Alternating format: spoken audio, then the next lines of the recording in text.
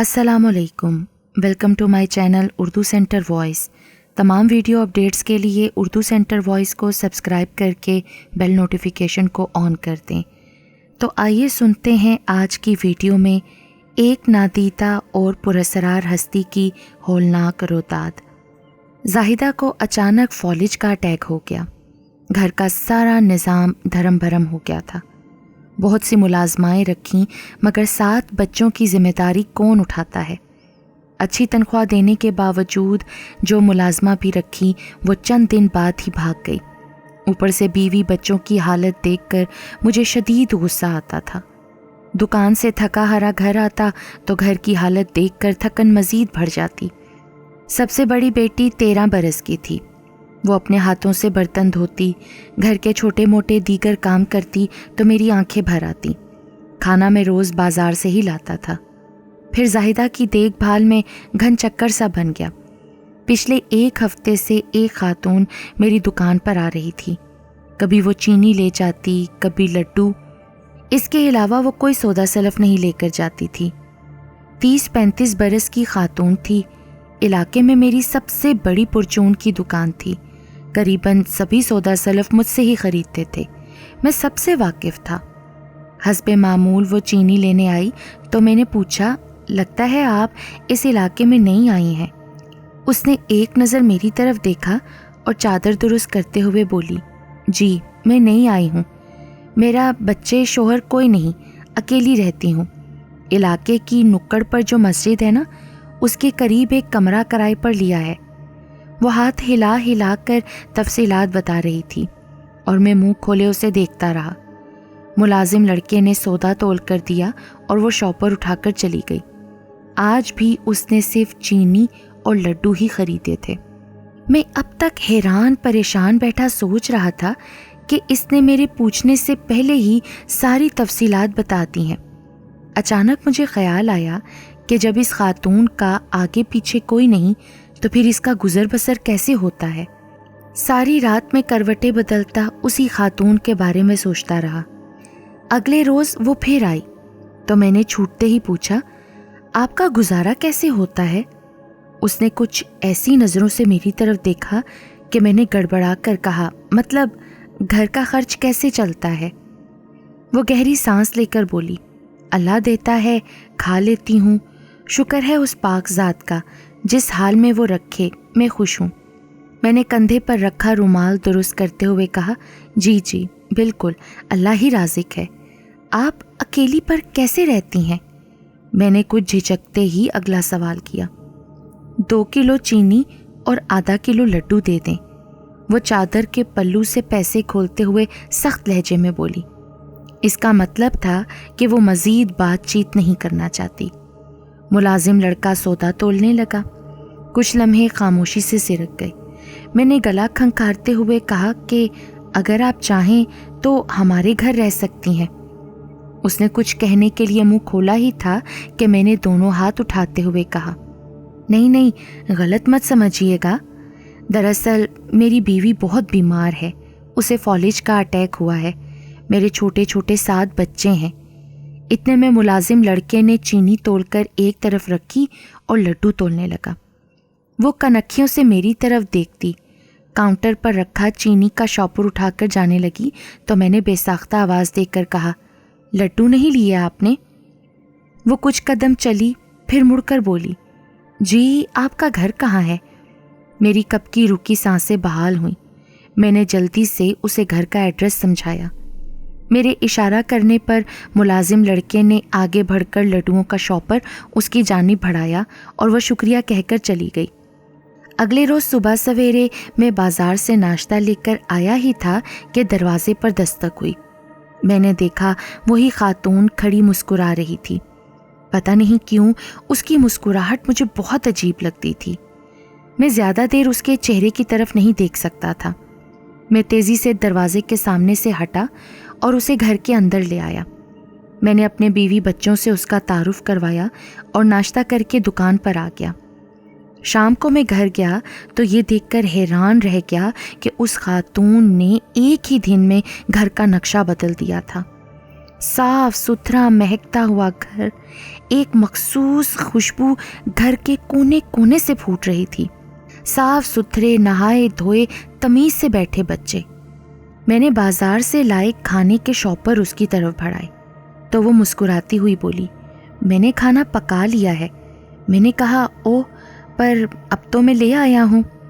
چلیں خیر, آئندہ مت لائیے گا. وہ مختصر سا یہ کہتی ہوئی کھانے کے شاپر پکڑ کر کچن میں چلی گئی. میری بیوی بھی آج صاف ستھرے لباس میں لیٹی ہوئی تھی.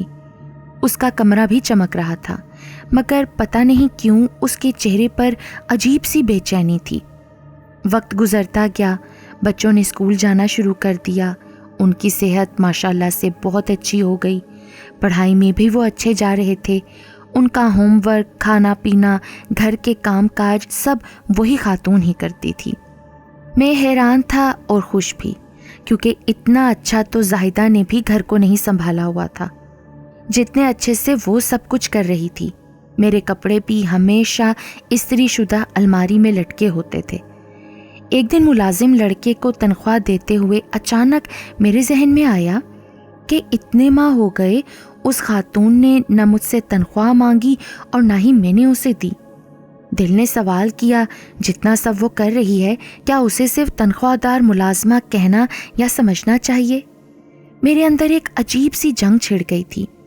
گھر آ کر میں نے اس خاتون سے تنخواہ کی بات کی تو وہ حسب معمول چہرے پر مسکراہٹ سجائے بولی, مجھے رہنے کو گھر مل گیا ہے, کھانے پینے پہننے اوڑھنے کو سب کچھ مل رہا ہے, مجھے اور کچھ نہیں چاہیے. میں تو پہلے ہی اس سے بہت متاثر تھا. اس کے جواب نے مجھے مزید اس کا گرویدہ کر دیا.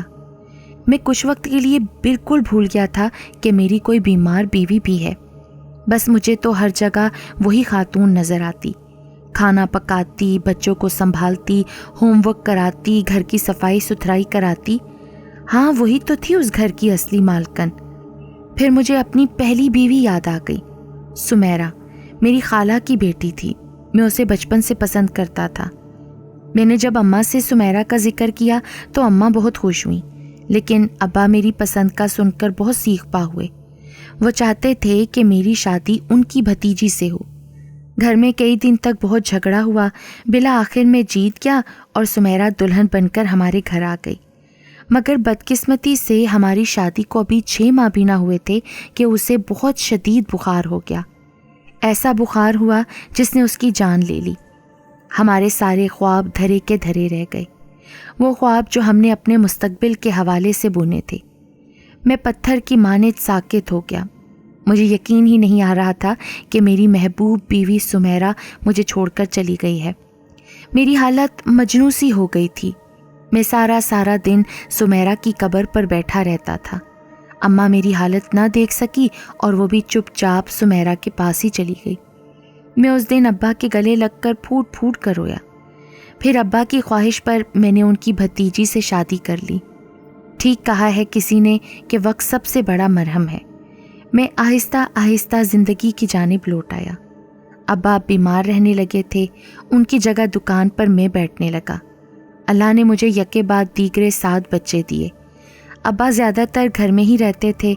میں گھر سے دکان, دکان سے پھر گھر. میں بچوں کے معصوم کہکہوں میں کھو کر ماضی کی ساری تلخیاں بھول گیا تھا. زندگی خوشگوار گزر رہی تھی کہ ایک دن ابا بھی ہمیں چھوڑ کر چلے گئے. میں ابھی ابا کے غم سے باہر نہیں نکلا تھا کہ زاہدہ کو فالج کا اٹیک ہو گیا. بابا چائے. میری بڑی بیٹی ٹرے میں چائے کا مگ رکھے سامنے کھڑی تھی. میں سر جھٹک کر ذہن سے ماضی کو پیچھے دھکیلتا اٹھ کھڑا ہوا. تمہاری آنٹی کیا کر رہی ہیں؟ میں نے چائے کا گھونٹ بھرتے ہوئے پوچھا. بابا وہ آنٹی نہیں, ہماری مما ہے, میری بیٹی نے منہ پھلاتے ہوئے کہا. میرا بے ساختہ کہکہا نکل گیا. ایک عجیب سی خواہش نے میرے اندر سر اٹھا لیا تھا. میں جتنا اس خواہش کو دباتا وہ اتنی ہی شدت سے ابھرتی. تھک ہار کر ایک دن میں نے موقع دیکھ کر اس سے کہا, مجھے آپ سے ایک ضروری بات کرنی ہے. جی کہیے. چائے کا مگ میرے سامنے رکھتے ہوئے بولی. میں نے ایک نظر اس کے مسکراتے چہرے کی طرف دیکھا. نہ جانے کیوں میں چاہ کر بھی کچھ نہ کہہ پایا. پھر اسی شش و پنج میں کئی ماہ گزر گئے. اب وہ مجھ سے ہلکی پھلکی بات چیت بھی کر لیتی تھی. اس کا فائدہ یہ ہوا کہ مجھے حوصلہ مل گیا اپنی بات کہنے کا. حسب معمول رات کے وقت ہم دونوں ڈرائنگ روم میں بیٹھے تھے. بچے سو گئے تھے. میں چائے پی رہا تھا. چائے کا گھونٹ بھرتے ہوئے میں نے دھیمے لہجے میں کہا, آپ نے میری بیوی بچوں کو میرے گھر میں اتنے اچھے سے سنبھال رکھا ہے, اگر آپ مجھے بھی سنبھال لیں تو؟ کیا میں آپ کا خیال نہیں رکھتی؟ الٹا وہ مجھ سے سوال کرنے لگی. حقیقتاً مجھے کچھ سمجھ نہیں آ رہا تھا کہ میں کیسے بات کروں. وہ مجھے یوں الجھن کا شکار دیکھ کر بولی, آپ گھبرائیں نہیں, آپ جو بھی کہنا چاہتے ہیں کھل کر کہیے. میرا مطلب ہے کہ آپ مجھ سے. جی بولیے. مجھ سے شادی کر لیں. آخر میں نے کہہ ہی دیا. میں نے کنکھیوں سے اس کی طرف دیکھا, وہ ہنوز مسکرا رہی تھی. اس کو مسکراتا دیکھ کر میرا مزید حوصلہ بڑھا. جی تو آپ شادی کریں گی مجھ سے؟ میں نے سر اٹھا کر اس کی آنکھوں میں دیکھتے ہوئے جواب طلب کیا. وہ کچھ لمحے چپ رہی, پھر بولی, کیا آپ شادی کر لیں گے مجھ سے؟ ہاں کیوں نہیں, میں نے اطمینان سے کہا. اس کی خاموشی کو دیکھ کر میں نے اندازہ لگایا کہ شاید وہ اپنے ماضی کی وجہ سے فیصلہ کرنے میں دیر کر رہی ہے. دیکھو, مجھے تمہارے ماضی سے کوئی مطلب نہیں, یہاں تک کہ اگر تم شادی شدہ بھی تھیں تو بھی مجھے ان معاملات سے کوئی واسطہ نہیں.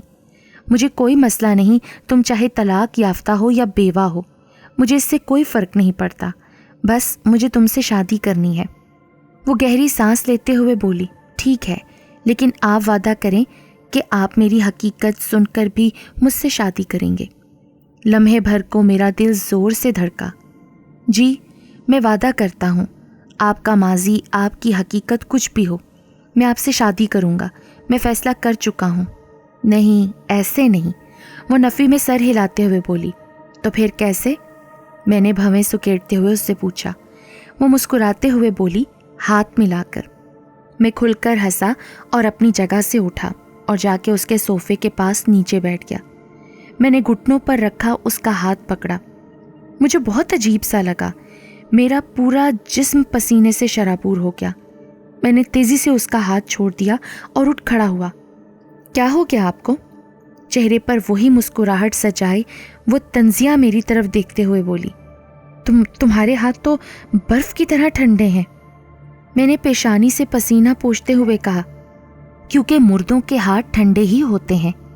میں تیزی سے مڑا مگر وہاں اب کوئی نہیں تھا, سوائے پورے کمرے میں اگربتیوں کی خوشبو اور ایک آواز کی بازگشت کے, مردوں کے ہاتھ ٹھنڈے ہی ہوتے ہیں.